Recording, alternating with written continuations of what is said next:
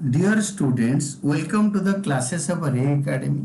We are studying accounting for partnership firms and the chapter is on fundamentals.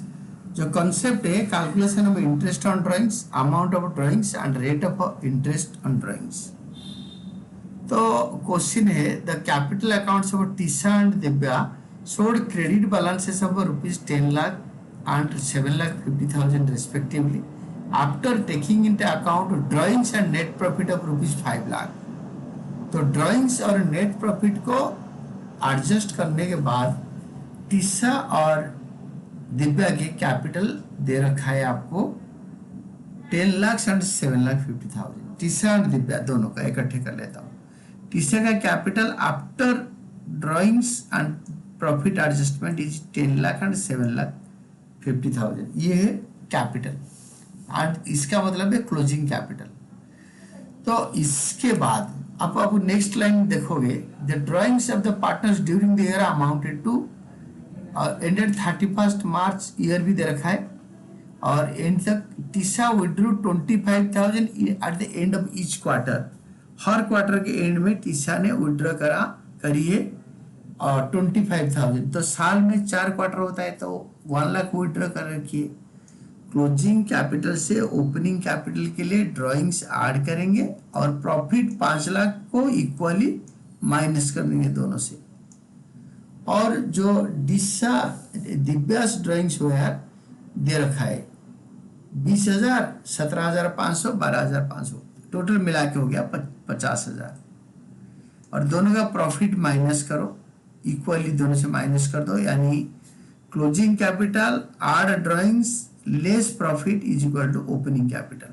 तो ये पूरा opening capital आ गया दोनों का। ये दिव्या का है, ऊपर वाला टीसा का है।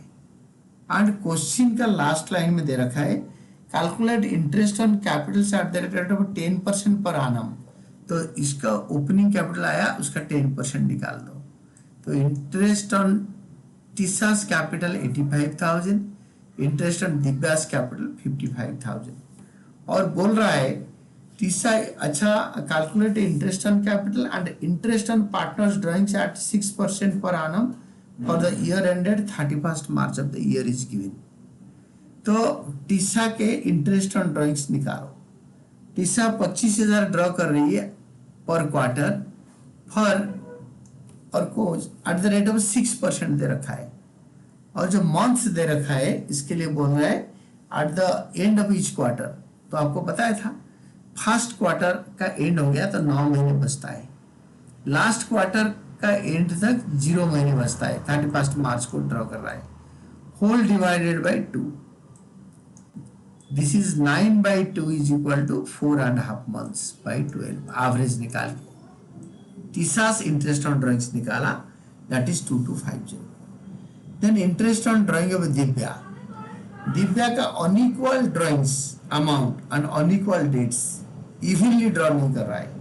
पहला ड्राइंग 31 में फर्स्ट, तो एक टेबल बना दो, date of drawings, amount of drawings, remaining months to the year end 31 March तक कितने महीने रहता है और प्रोडक्ट निकाल दो, यानी ड्राइंग्स और ये दोनों कॉलम का प्रोडक्ट।